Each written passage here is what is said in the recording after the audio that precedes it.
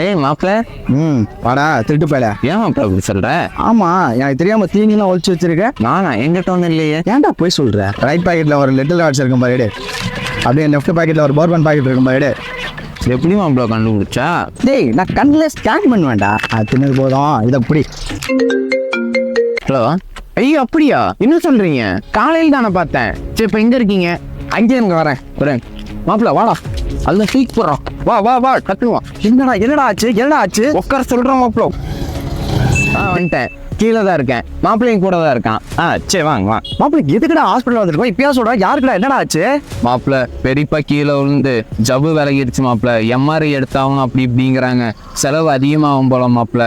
நீ தான் கண்ணிலேயே நல்லா ஸ்கேன் எடுப்பீல. டேய், நான் கண்ணில் ஸ்கேன் பண்ணுவேன்டா. வந்து ஸ்கேன் மட்டும் எடுத்துக்கொடு மாப்பிள்ள. நட்புக்காக ஒரு உதவி மட்டும் பண்றா. வா மாப்பிள்ள. டேய், நான் அந்த ஸ்கேனை சொல்லடா.